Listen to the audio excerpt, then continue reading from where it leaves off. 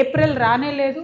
ఈ CBSE IB ఇట్లాంటి schools వాళ్ళు ఆల్రెడీ 25%, 30%, 40% ఫీజులు పెంచినటువంటి పరిస్థితి ఉన్నది.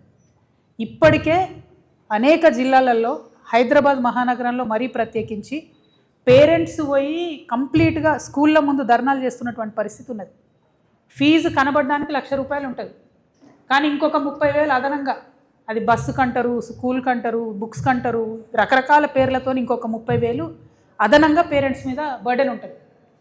ఇంకొకటి ఏంటంటే అన్ని ప్రభుత్వాల్లో ఒక రూల్ ఉంటుంది, 1,30,000 ఫీజు అంటే ఎవ్రీ మంత్ తీసుకోవాలి ఫీజు, ప్రతి నెల తీసుకోవాలి ఫీజు.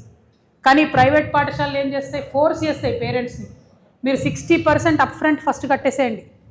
అంటే ఒక పేద మధ్యతరగతి ఉద్యోగికి భార్యాభర్త ఇద్దరు చేస్తే కూడా కుటుంబం వెళ్ళడం ఇబ్బందిగా ఉన్నటువంటి ఒక చిన్న కుటుంబంలో 60% ఫీజు అంటే ₹60,000 ఒకటేసారి కట్టాలి స్కూల్ కంటే నిజంగా దేవుడు కనబడే పరిస్థితి ఉన్నది ఇవాళ తెలంగాణ రాష్ట్రంలో.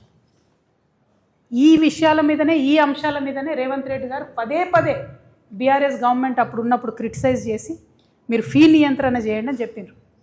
మరి ఇవాళ 3 సంవత్సరాలు అవుతుంది, 3 బడ్జెట్లు పెట్టుకున్నారు వీళ్ళు. మొన్న బడ్జెట్ సమావేశంలో కూడా నువ్వింత తిన్నావు అని వాళ్ళని వీళ్ళని వాళ్ళు తిట్టుకోవడం తప్పితే కనీసం పేద మధ్యతరగతి పిల్లలు ఇబ్బంది పడుతూ ఉన్నారు.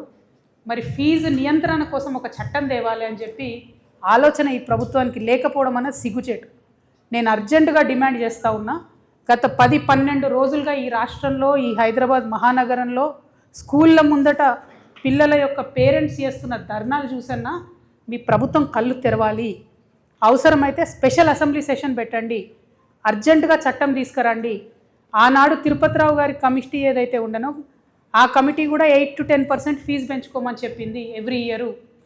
ఇప్పుడు కొత్తగా మీరు చేసినటువంటి విద్యా కమిషన్ రిపోర్ట్లో ఆ రిపోర్ట్ అంతా దరిద్రంగా ఉంది, ఏం బాగాలేదు.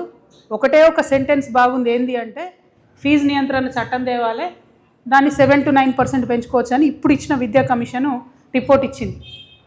కనీసం దాన్నన్నా అమలు చేయండి. స్పెషల్ అసెంబ్లీ సెషన్ పిలవాలి ఈ ప్రభుత్వం చాలా అర్జెంటుగా, ఫీ నియంత్రణ కమిటీ వేయాలి అర్జెంటుగా. ఏ స్కూల్ అయినా సరే 8 to 10% కన్నా ఫీజు ప్రతి సంవత్సరం పెంచుకోవడానికి వీల్లేదు. దాని మీద ఈ ప్రభుత్వం కఠినంగా వ్యవహరించాలని చెప్పి నేను డిమాండ్ చేస్తూ ఉన్నాను.